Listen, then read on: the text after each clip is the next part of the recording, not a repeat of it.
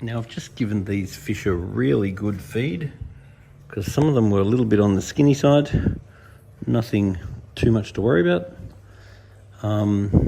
They've really fattened up now.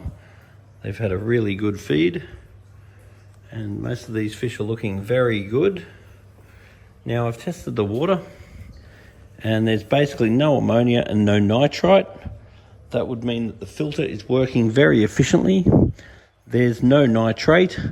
That means that it really isn't really due for a water change, or it is not overfed and it is not overstocked. Then the KH is very high, it's about 17, and the GH is about 12, which I'm happy with. So I am going to do a water change, and I'm going to not add any KH powder. And one of the main things I'm going to be interested in while I do the water change is when I do a gravel clean, I want to see how dirty that gravel is. Now, if the gravel's very dirty, then I'm going to be inspired to clean the filter. But I've got a feeling, due to the levels that I've just tested and the fact that the fish really were not fat, that this filter is not due for a service. This is a monstrous filter for this size tank, so it does not need to be cleaned on a really regular basis. However, if your gravel's getting dirty, you can assume your filter's dirty. And also, if your filter is pumping less, then you definitely want to give your filter a clean. So in a perfect world, you probably clean it once a month, particularly if it's running near capacity.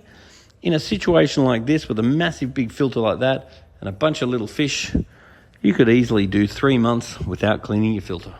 Now, as good as these hoods look, the hoods are also very good at hiding mess.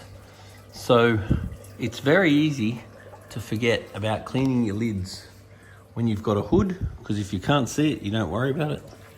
So giving the lids a good clean on a regular basis also helps the light penetrate the tank, because if the lids are all dirty, then the light's really not going to penetrate very well.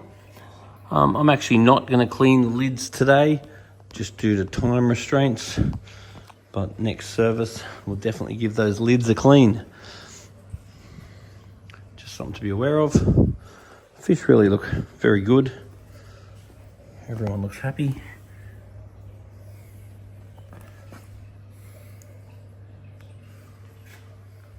Now, one thing I'd recommend for every single aquarium, and definitely this one, would be a flipper.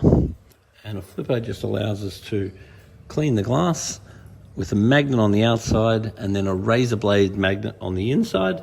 And it just allows us to give the glass a quick clean. It takes 2 seconds.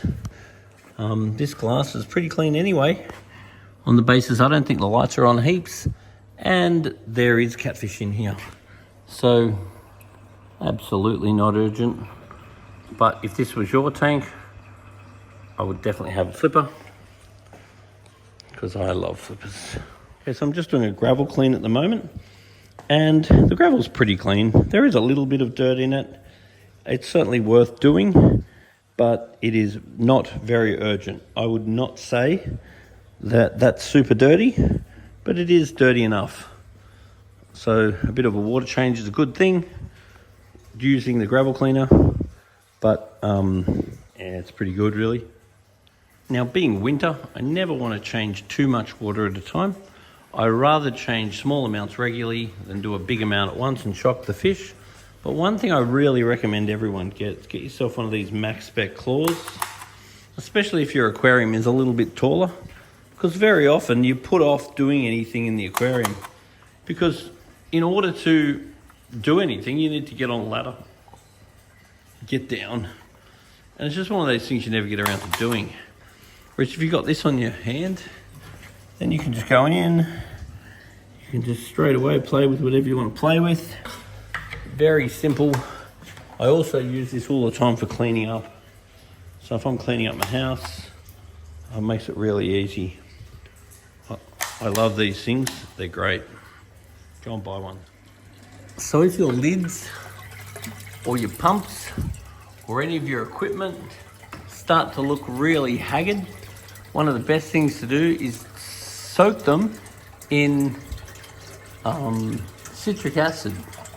So you can actually get these lids and get a tub put a few centimeters of citric acid in the bottom of the tub, and then just let these lids soak. And then all this calcium deposit will all just dissolve off, and you'll be surprised how much better your pumps, filters, thermometers, heaters, lids, or anything you throw in the citric acid. Now, over time, your water can get a bit of a yellow tint to it, which is often called a Gilvan tint. Now, more water changes is one way of diffusing down the Gilvan tint, or chucking a whole bunch of activated carbon into the filter is a very good way of reducing the Gilvan tint. This tank's looking pretty good now. It's just had a quick clean, bit of a gravel clean, water change, a water test, a good feed, but I'd like to see another water change sooner or later, because I'd like to see the yellow out of the water, and I'd like to see a bit of this cleaned up. Just ran out of time today. It's like past closing time, so I'd like to see the carbon in the filter, see the water clear up nicely, but basically the fish look nice and healthy and happy. All good.